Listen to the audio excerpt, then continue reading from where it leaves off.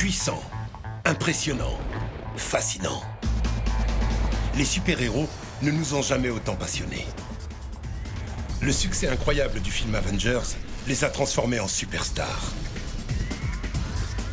L'engouement pour les super-héros irradie toute la planète et touche toutes les générations. Mais en réalité, ne faut-il pas remonter beaucoup plus loin dans le temps pour trouver l'origine de ces justiciers surhumains ?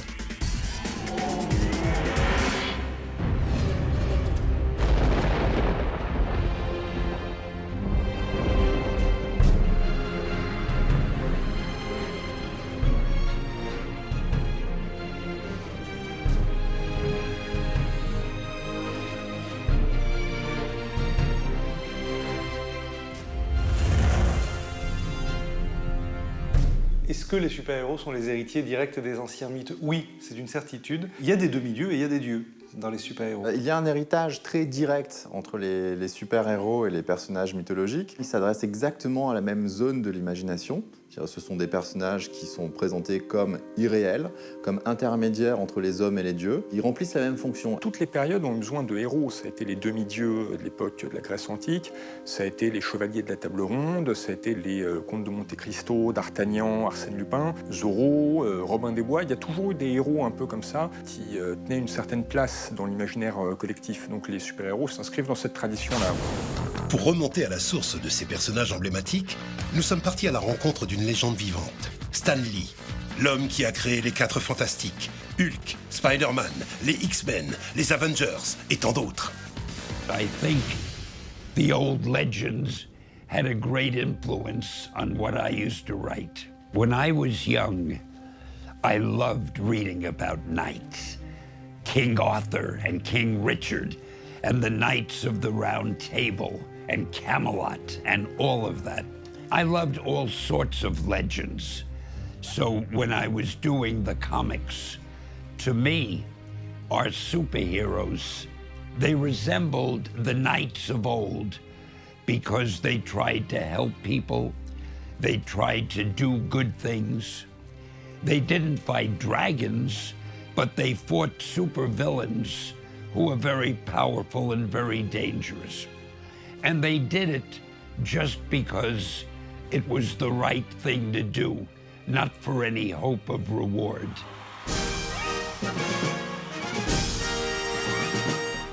Of course, it's no fun reading about a superhero unless he's battling a villain.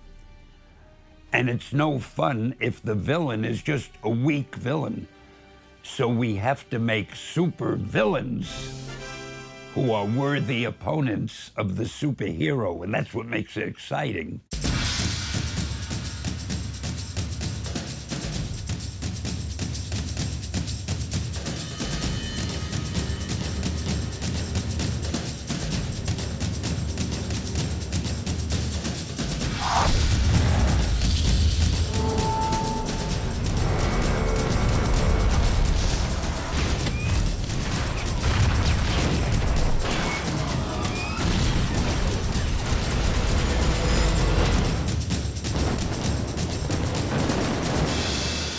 And the supervillains, in a sense, have their own code, and their code is, we want to do whatever we want to do, and we don't care who gets hurt. Some supervillains might just want to make a lot of money. Some might want to rule the world. They can have all different motives. And it's important to make the supervillain as interesting as the hero. That's what makes the stories really good.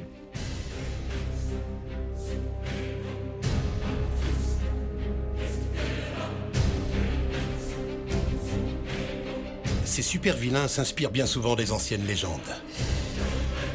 Ils ressemblent à des dragons, des démons, des golems, des gargouilles, des minotaures, ou à l'hydre de Lerne, le fabuleux serpent à plusieurs têtes qu'affrontait Hercule dans la mythologie. Parfois, les super-vilains empruntent même les armures et les armes des guerriers du Moyen-Âge. La fonction de l'armure va se retrouver chez des personnages comme Fatalis, avec un un surcot par-dessus l'armure, avec le capuchon, avec le visage complètement casqué par un aume, avec juste les fentes pour les yeux. On est complètement dans un aume du XIIIe siècle ou du XIVe siècle avec Fatalis. Alors le casque de Magnéto, on peut trouver des casques normands de l'époque de la conquête de l'Angleterre qui ressemblent assez au casque de Magnéto, mais aussi des casques de hoplite grec à l'époque d'Alexandre le Grand qui sont tout à fait similaires aussi. I never actually discussed with Jack Kirby or Steve Ditko or our other artists if they were interested in legends, but I'm sure that they were.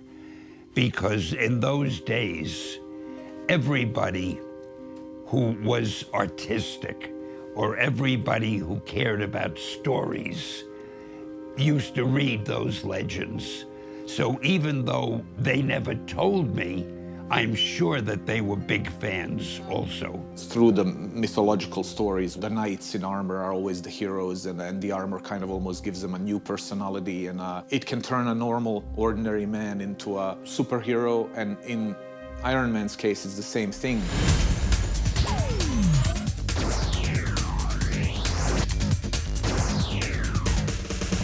Iron Man, il a une armure qui renvoie aussi directement à celle des chevaliers, surtout au départ. Après, ils l'ont rendue plus technologique. Maintenant, l'armure de Iron Man, c'est plus une Porsche ou une Ferrari. Mais au départ, oui, c'était l'armure massive d'un chevalier qui monte à l'assaut d'une forteresse.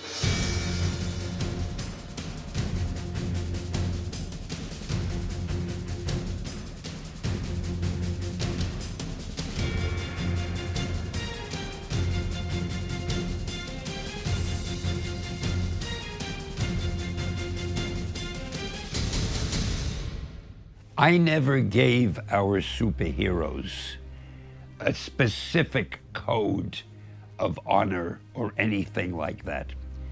But I tried to make every one of them good people and people who wanted to use their superpower to help other people because they felt if I have this power, I should use it to do good.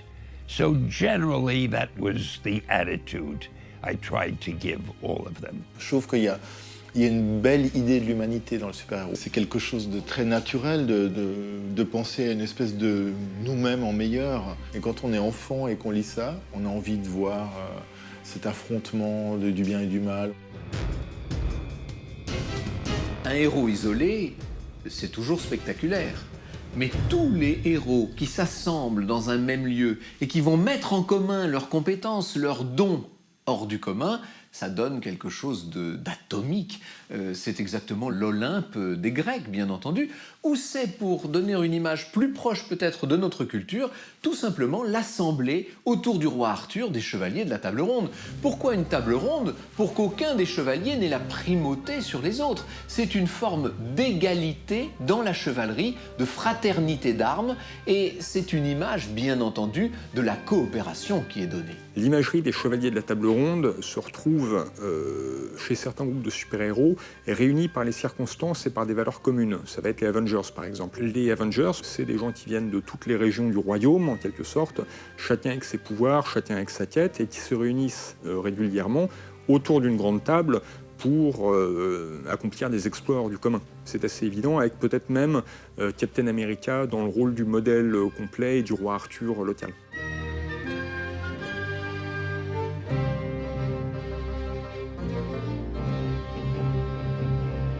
Après, il y a beaucoup de symboles qu'on va retrouver de part et d'autre. Des petites ailes sur le casque de Captain America qui renvoient au dieu Hermès. Et là, c'est une image de la rapidité et de la vitesse. Même si Hermès n'est pas un guerrier, contrairement à Captain America, il y a cette image de rapidité d'action, d'être la cavalerie qui arrive toujours à temps. Hermès, c'est un dieu absolument passionnant parce que c'est le dieu messager. C'est le dieu à la fois des commerçants, des voleurs, des voyageurs. C'est le dieu qui circule entre les hommes, entre les dieux et les hommes, et c'est celui qui circule à une vitesse surnaturelle. Et d'une certaine manière, c'est l'annonciateur de tous les super-héros. Les ailes d'Hermès, elles sont pas que sur le casque, elles sont surtout sur les talons. Hermès, il s'envolait en donnant un coup de talon. Donc c'est le dieu de la créativité, c'est le dieu de l'invention. Moi, si on me demandait de nommer Hermès parmi les super-héros Marvel, ce serait Namor. Ce serait le prince des mers. Il a un royaume sous-marin, donc c'est le royaume de l'imagination, puisqu'on n'ira pas. Il a des passions très fortes. Ça me paraît intéressant. Comme les héros de l'Antiquité, les super-héros de nos comic books sont là, non pas pour nous parler de nous-mêmes, mais pour révéler en nous ce qu'il y aurait d'idéal. Of course, I'd like to think that when I was making the superheroes so honorable and so chivalrous, that I was just having them reflect my own values. Because I think if I were a superhero, I would be very honorable and chivalrous, and I would try to help people who needed help. But I never really thought of myself as a superhero, I must admit. Excelsior!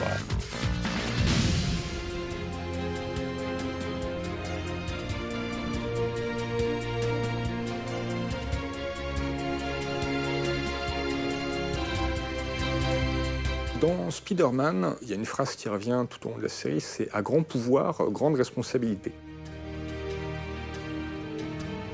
Peter Parker se masque pour pas mettre en danger sa famille, surtout sa tante très fragile. Il veut la protéger de la vie qu'il mène en étant complètement anonyme et discret.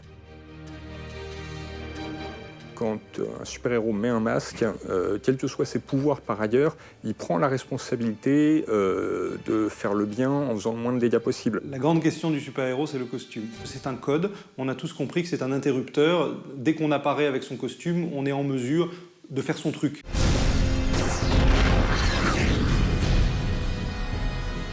I think superheroes, the way we know them, really do become superheroes only when they wear their outfits, because the outfits have become such icons. You know, you can draw Tony Stark or Peter Parker many different ways and make him look, or in movies, different actors can play him, but then suddenly they put this outfit on and you know. So yes, I think largely the outfits do make the hero, at least for us to recognize him.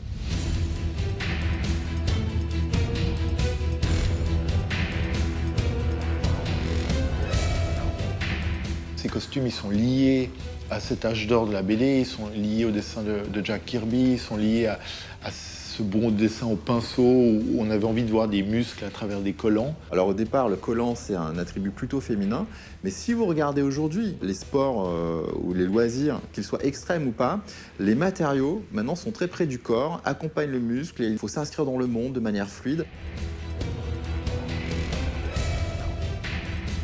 Il me semble que le lien entre les super-héros et le sport, il vient d'une chose, c'est de la discipline olympique. C'est de l'idée du rassemblement de talents qui ont chacun des pouvoirs exceptionnels, le disque, le javelot, le saut, et chacun ensemble vont faire cette célébration, ce sont les jeux, cette célébration du corps.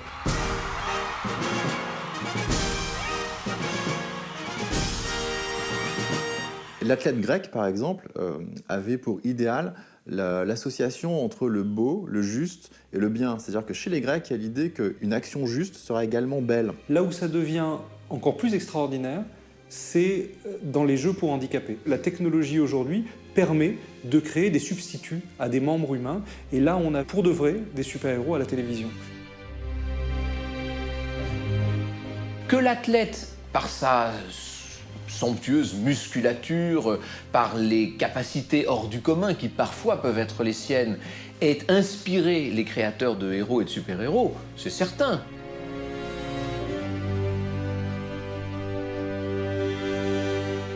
I have to admit, as far as the heroes' costumes were concerned, I left that mostly to the artists. For example, with Spider-Man, I said to Steve Ditko, give me a costume that would look good for a character with spider power.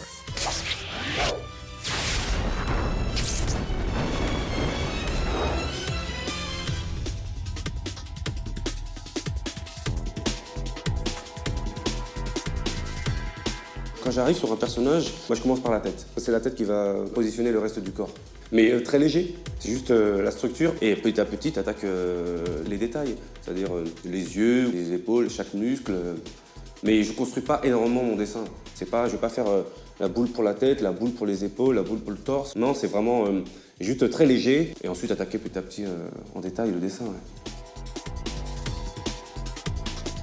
Chez Spider-Man, il y a le côté dynamique du personnage. Ses membres, ses jambes, ses bras. Et puis j'aime bien le design du costume. J'aime beaucoup, moi, le côté toile. Ça permet de rajouter du volume au personnage.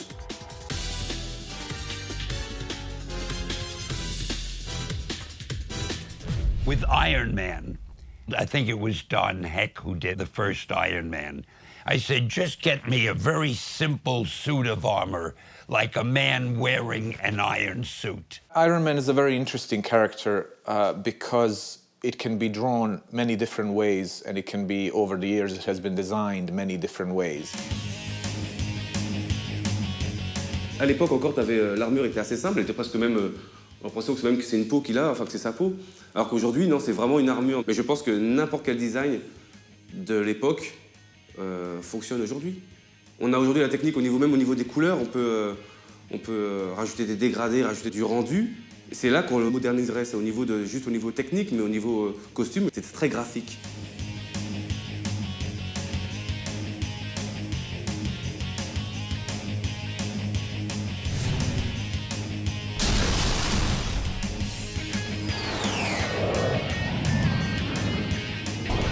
What I always liked about Iron Man is the fact that he is super smart, but he's still an ordinary man.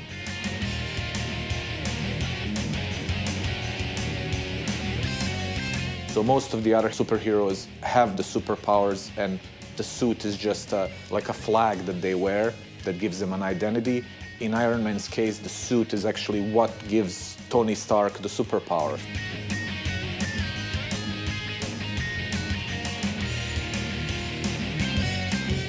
With the Hulk, I said to Jack Kirby, I want somebody who looks a little bit like a monster, but a good monster. He doesn't wear a costume, because monsters wouldn't put on a costume, but he should look stronger than anybody else, bigger than anybody else, and a little bit scary.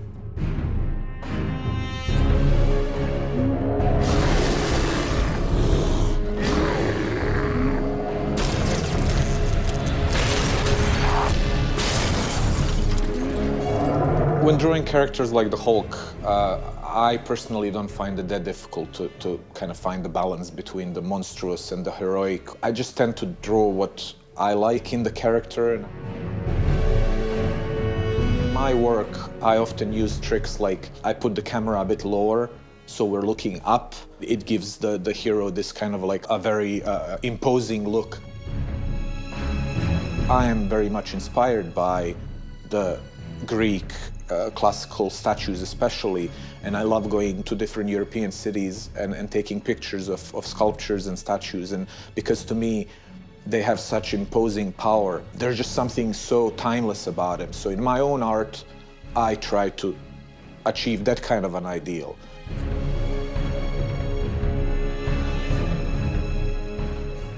And with Thor, the mighty Thor, I said, do a costume that looks like a god, the Norse god of thunder. And Jack Kirby did a few. When he finally did one I liked, and I said, that's it. Thor is a very interesting character. To me, it's kind of an anomaly because he is a Norse god, but brought into the Marvel universe. It's a very unique challenge because he also doesn't look like any other characters. Like his design, his overall look, you know, the helmets and the wings and stuff. It's fun to actually take that and try to put a bit of a science fiction angle on it.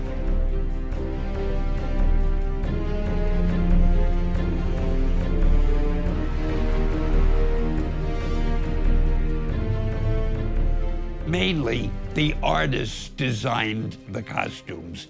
I just told them what I would like them to look like. Quand tu attaques un personnage qui existe déjà depuis 40 ans, tu as une liberté de le réinterpréter. En général, automatiquement, je vais aller chercher ce qui a été fait avant. Pas tous les dessinateurs, mais au moins les premiers qui sont arrivés dessus. En tout cas, celui qui l'a créé. Ça me sert de point de départ pour moi ensuite partir dans d'autres directions. Là où tu peux jouer, c'est vraiment sur ces expressions. Pour Thor, par exemple, et je sais que j'ai fait mon Thor à moi. C'est au niveau de la proportion du visage, au niveau de sa carrure. C'était mon Thor à moi. L'idée première n'est pas de rajouter ma patte, c'est que ça va me faciliter la tâche automatiquement de trouver ma façon de le dessiner. Je voulais qu'il ait une tête caractéristique, qu'on le reconnaisse tout de suite, en fait, qu'il soit vraiment différent des autres personnages de comics, parce que c'est un dieu déjà. En fait, la base de son visage, c'était, je pensais à un lion, en ayant le nez en forme de V, les sourcils assez épais et la bouche large, ça donnait un personnage assez imposant, ouais.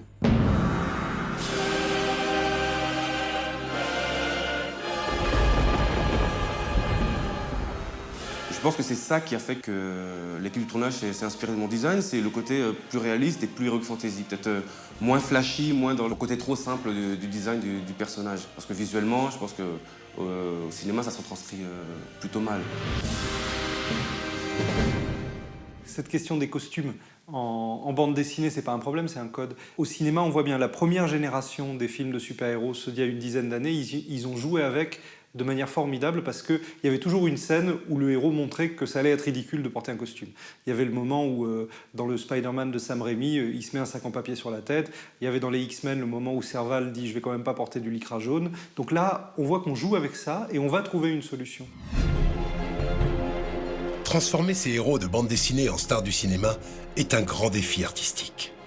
Pour les réinventer, les designers doivent faire preuve d'une créativité permanente.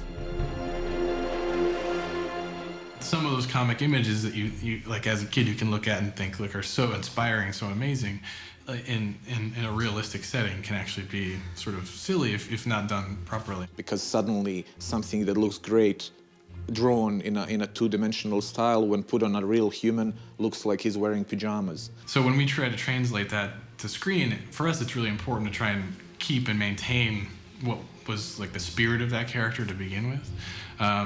And in that way, the costume is pretty important. And the challenge is to try to stay true to the characters as they are in comics, because if you go too far, you lose the support and the interest of the fans who have loved these comics for 30 years or whatever. Là où ça marche, c'est par exemple dans Iron Man, où il lui crée une armure qu'on voudrait réellement avoir. Là, on se dit, ok, ça c'est pas au magasin de sport, ça même à la NASA, ils sauront pas le fabriquer. Et pourtant, c'est fait à partir de petits bouts de choses qui font partie de notre monde. Ce sont des choses de technologie d'aujourd'hui qu'on a poussées dans la presque science-fiction.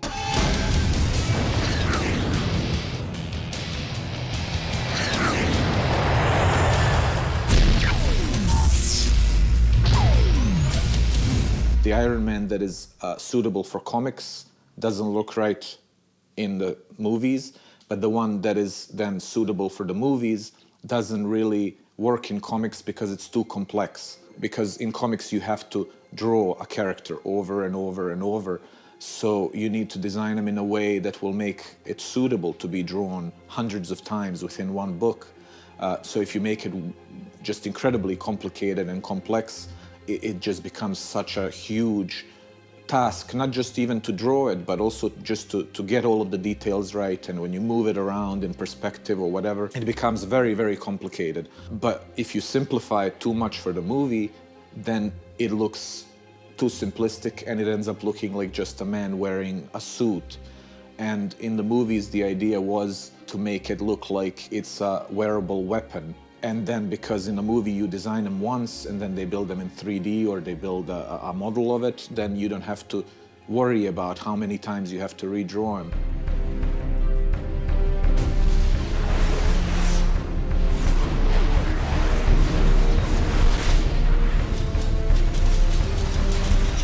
In terms of like the cinematic universe for Marvel, we've tried to treat it as realistic as possible, to say like Captain America was in World War II, he had a very specific look. It's a difficult costume to imagine because he's got stars and stripes everywhere, but it wouldn't be Captain America without it. We were looking at a lot of what Brian Hitch had done with Captain America in the Ultimates, adding gear, making his cowl feel like a helmet, adding a chin strap, making it feel like he's, trying to make him feel basically more like a soldier. Captain America, C'est un soldat qui est devenu un super soldat, et comme on est dans les années 40, on a voulu qu'il ramène de l'argent pour l'armée. Alors il a dû faire la tournée des popotes en tenue américaine, et il trouve ça ridicule.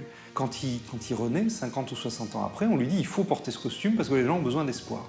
Donc là, on a un super-héros qui est conscient de la portée symbolique de son costume et qui l'endosse parce qu'il est là pour délivrer un message. That was sort of the challenge of our group, was to do a good enough job on each one of the characters that when you put them together, that it would really look great.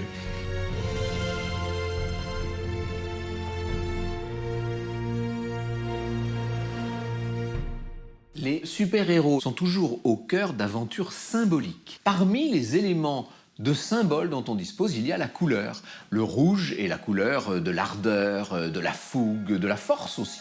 Le bleu est la couleur de la réflexion, de l'intelligence, de l'intériorité, d'une forme peut-être de sagesse. Ce sont des repères qui ont été créés il y a très longtemps et dont on a d'ailleurs perdu les origines. Et la couleur est magique dans ces univers-là. On sait que le bleu, ça va être ou liquide ou froid. On sait que le rouge, oulala, attention, c'est dangereux. On sait que le jaune, il va y avoir de l'électricité. Et ça, c'est une manière d'apprendre le monde. With some of the characters, I think the colors actually really do reflect their personalities. When I paint the Hulk, the green really suits his rage and this kind of like beast within, and it's also kind of alien because there aren't many things with green skin. Les super-héros des bandes dessinées sont des personnages qui expriment un certain nombre de vertus et qui les expriment plus fort que n'importe qui. Évidemment, pour un jeune public notamment, c'est un moyen de se projeter, de s'identifier qui est extraordinaire.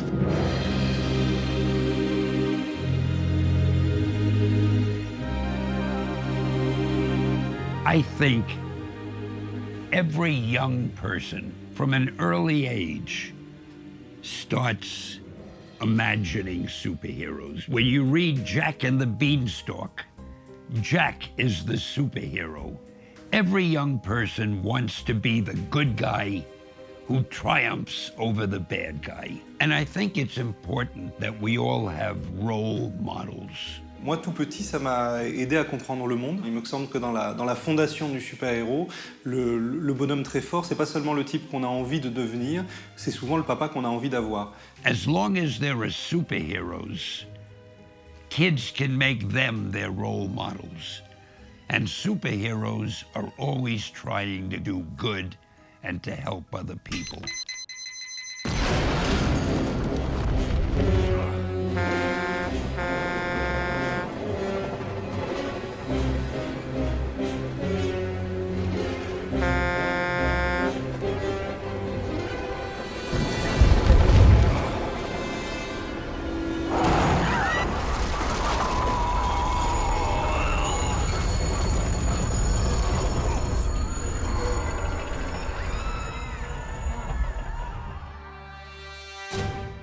If we can, in our stories, make the good guy look like the one you'd want to be, and the bad guy look like somebody you wouldn't want to be, then we've accomplished our objective.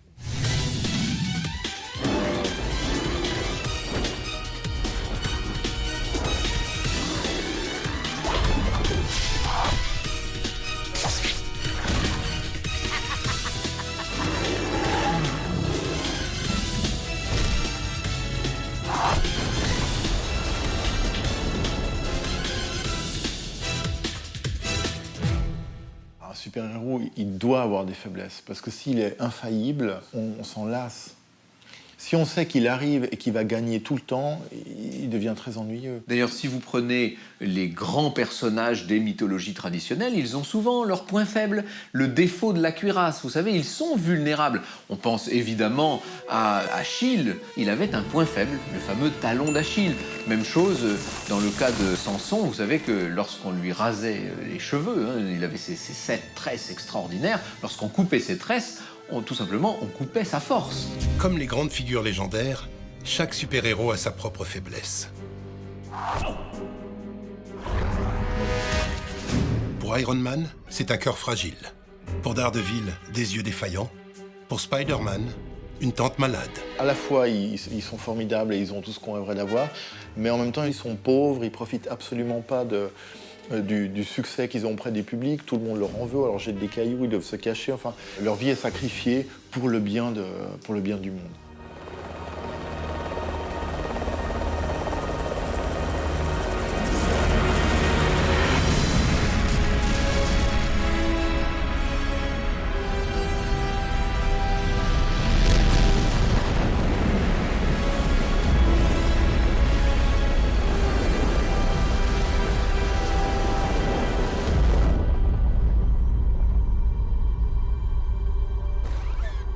Ils sont vulnérables et c'est peut-être aussi ce qui les rend plus humains.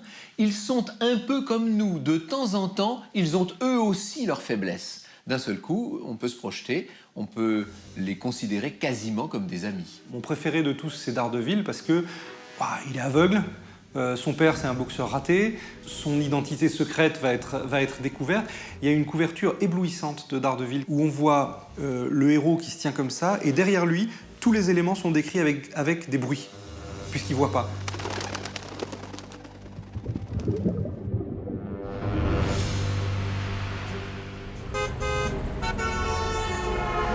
Et là où il y a du génie dans la narration de ces bandes dessinées, c'est qu'ils trouvent des inventions visuelles à chaque fois pour que tu comprennes ce que ressent ce héros. Il faut le travailler, le personnage. Il faut vraiment...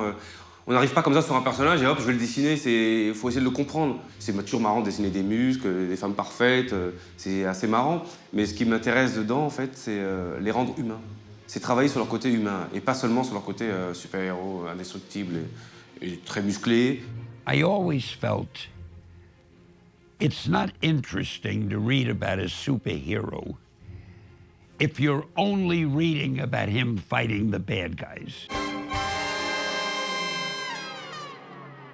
I wanted to know, what did the hero do when he was just leading his normal life?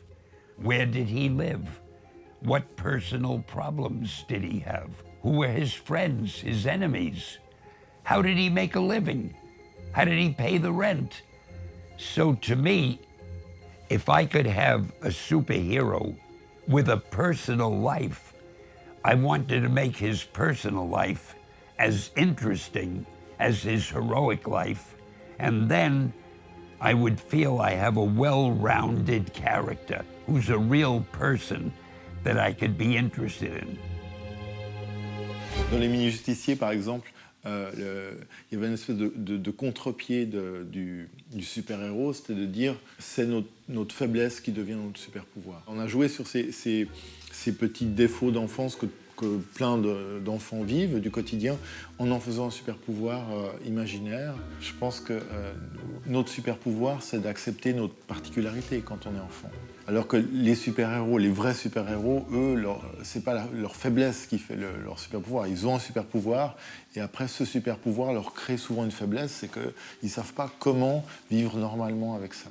Si vous pouvez vous connecter à un super-héros, si vous pouvez avoir une relation sympathique ou empathique avec un super-héros, c'est uniquement à la condition que son super-pouvoir se déploie sur fond d'impuissance. C'est parce que, par exemple, Spider-Man, le jour est un garçon maladroit, c'est un pigiste qui n'arrive pas à se faire bien payer, il n'arrive pas à conquérir vraiment la femme qu'il aime. C'est sur fond d'impuissance que son super-pouvoir va prendre sens. S'il était tout le temps super puissant, il n'y aurait pas d'histoire, il n'y aurait pas d'obstacle et il n'y aurait rien à regarder. Quand on prend Peter Parker qui se fait maltraiter par Flash Thompson dans la cour du lycée, c'est clair que 90% des lecteurs peuvent se reconnaître dans ce personnage un peu souffreteux et binoclard qui, par contre, la nuit, va mettre un masque et pouvoir combattre les méchants. Le gamin qui se fait taper dessus dans la cour de son lycée n'a pas forcément les moyens physiques de riposter, il n'a pas des gros bras, mais s'il voit que Spider-Man arrive à survivre à ça, à continuer à mener sa vie, à passer ses examens, à avancer, eh bien ça lui permet de se décharger d'une partie de cette frustration, de cette rage qui sinon pourrait le dévorer. Dans mon cas, il y a eu 2 étapes que je dois aux super-héros. La première, c'est de dessiner mes vengeances et mes injustices dans des bandes dessinées que je faisais enfant. Et la deuxième, c'est d'apprendre les arts martiaux et de le faire avec une éthique, avec l'idée que connaître sa force, c'est savoir ne pas l'employer. Ça, ce sont les leçons qu'on enseignait quand j'étais petit avec les super-héros.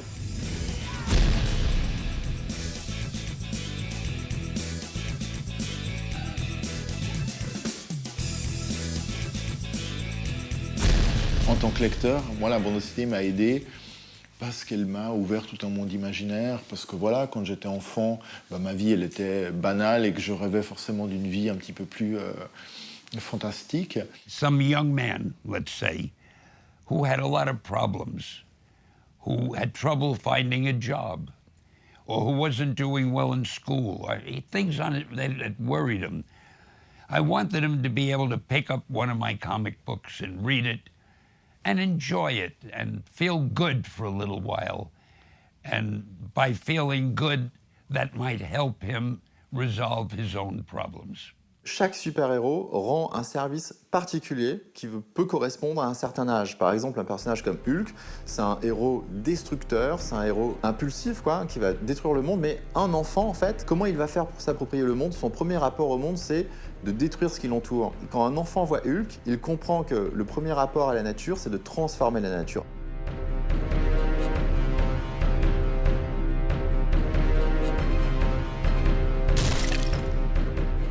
Ensuite, un personnage comme Spider-Man, c'est un personnage plus évolué, parce que c'est pas un personnage qui détruit, c'est un personnage qui se faufile, c'est un personnage qui tisse, c'est un personnage qui va détourner le mobilier urbain de son usage normal pour inventer quelque chose de nouveau.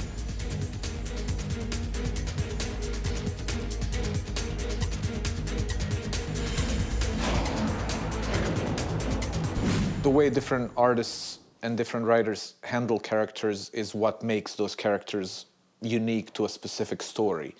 So for me personally, I have always been a really huge fan of Silver Surfer. Graphiquement, c'était le plus beau, quoi. Et il a un côté extrêmement symbolique, quoi. Il est blanc et pur au milieu d'un univers coloré, bariolé. Il doit essayer de rendre le monde meilleur. En tant que lecteur, ça nous touche, parce qu'on imagine qu'on est nous-mêmes le surfeur d'argent. Et c'est un début de réflexion sur qu'est-ce que signifie être humain. Le surfeur d'argent, c'est un personnage qui va s'adresser à une catégorie plus âgée. Il nous rappelle cette idée que l'humain peut parfois affronter quelque chose de plus grand que lui, mais à la condition de lui obéir. Il faut obéir à la vague si on veut être accompagné par elle. On ne peut pas la dominer, on peut s'inscrire en elle. Quand on regarde un surfeur, la beauté d'un surfeur, c'est qu'il rentre dans les plis du monde. Il se faufile dans une énergie qui le déborde et il essaye d'accompagner cette énergie.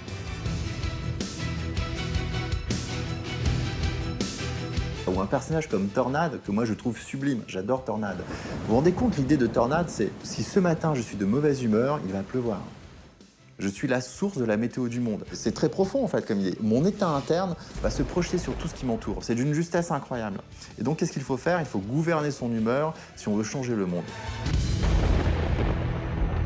Il y a quelque chose d'à la fois divin, plus grand que nous, qui nous écrase chez les super-héros, mais il y a aussi tous les éléments qu'on voit dans un jardin quand on est enfant. On va donner de la puissance aux éléments. Moi, quand je vois Spider-Man qui se bat contre l'homme sable, je peux le refaire à la plage d'une certaine façon.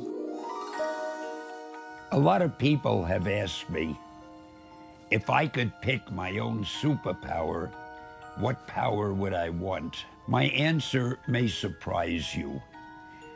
I wouldn't ask for strength. I wouldn't ask for the ability to fly or crawl on walls. The one power I'd want is infallible luck. Because if you're lucky, then you have everything. If you're lucky, whatever you try to do, you'll succeed. Whatever happens to you will be good because you're lucky. So that would be, to me, the greatest power in the world would be to have permanent good luck.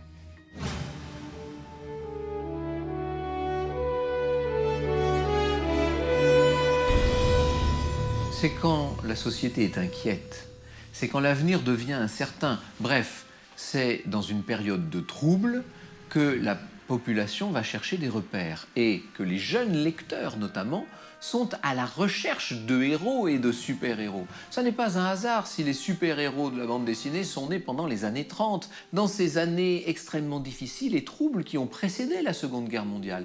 Ils sont non seulement des repères, mais ils sont sans doute un peu des protecteurs. On a l'impression que leur mission principale est de lutter contre le mal, un mal qu'on sent naître par ailleurs un peu partout alentour.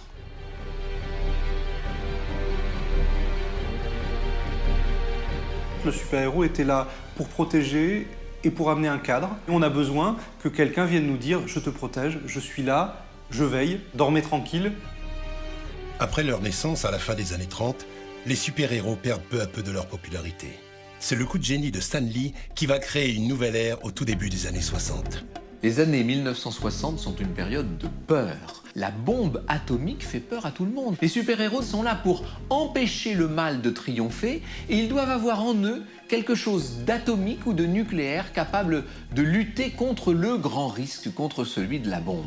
Pour éviter de sentir que l'impuissance nous gagne, on a besoin d'imaginer des personnages de fiction qui nous redonnent du pouvoir sur notre environnement. In the 60s, there were so many things we were worried about. And it was just my job to do comic book stories. So I tried to do stories that would make people forget about their normal problems. Just stories that would make them enjoy reading for a few minutes. Ce qui est amusant, c'est que toute cette mythologie des super-héros, c'est beaucoup lié à l'après-guerre, c'est beaucoup lié à l'atome. Moi, ça m'a toujours amusé d'où viennent leurs super-pouvoirs. Il y a toujours des raisons pseudo-scientifiques qui se répètent. Hein. Ils ont été exposés à des radiations, ils sont tombés dans des fûts radioactifs, ils logeaient à côté d'un truc radioactif, et ça fait d'eux des types musclés en collant. Et pourtant, on a envie d'y croire. Même en tant qu'adulte, ça marche, on continue à aimer ces personnages.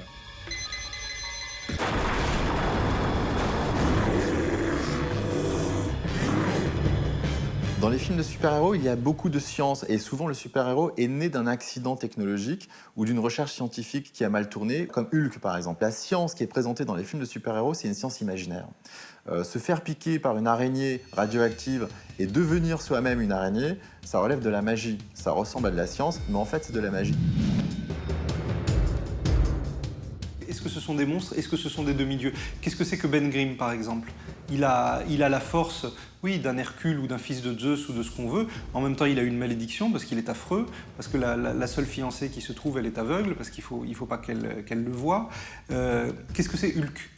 Est-ce que Hulk, c'est comme la créature de Frankenstein? Oui, sauf que c'est un scientifique qui s'est créé lui-même. Donc c'est aussi Jekyll et Hyde.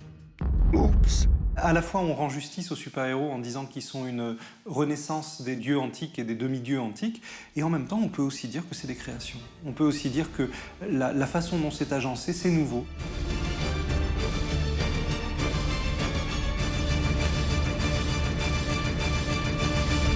Many times I've been asked when I created Spider-Man and the Fantastic Four and the Hulk and the X-Men and so forth, was I trying to bring something new to the comics? The answer, of course, is yes. But I think everybody who writes any stories anywhere is always trying to bring something new. You hope that what you create will be a little bit different, and if you're lucky, a little bit better than what other people are doing. Because no writer wants to write things that are the same as what's already been written. L'un des talents de Stan Lee aura été de savoir créer des équipes de super-héros en associant leur pouvoir et leur personnalité jusqu'à en faire de véritables familles. Les 4 Fantastiques, c'est une famille, et ça c'est quelque chose qu'a apporté Stan Lee dans sa volonté de faire du feuilleton. On a la femme et le mari, on a la grande sœur et le petit frère, on a le meilleur copain. C'est une dynamique très particulière qui n'est pas celle du tout de la rivalité, par exemple, qui va être le chef du groupe. Chez les 4 Fantastiques, ça n'existe quasiment pas, cette interrogation-là. Cet esprit de famille va inspirer plusieurs auteurs de bandes dessinées, mais également des réalisateurs de films.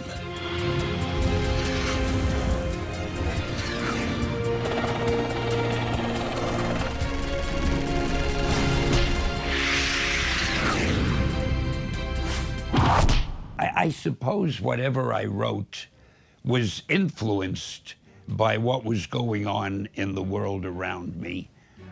I tried not to make them political stories. I wanted them to be fun.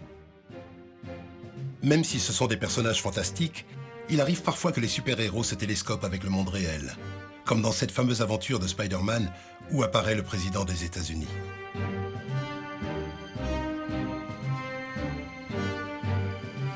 I think that superheroes have definitely become an essential part of modern pop culture because they've become so constant and prevalent in today's world. Les deux bandes dessinées avec lesquelles j'ai appris à lire, c'est pratiquement les 4 Fantastiques d'un côté et Conan le Barbare de l'autre. Donc cette lecture-là, elle se retrouve dans mes bandes dessinées. Quand on voit et dans Le Chat du Rabbin, et dans Grand Vampire, et dans ce genre de bande dessinée, j'ai un gaufrier en 6 cases, exactement comme dans les BD de Stan Lee et de Jack Kirby.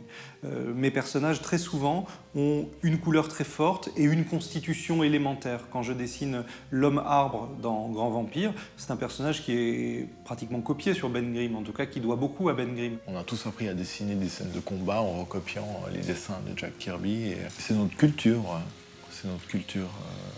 littéraire, notre culture héroïque.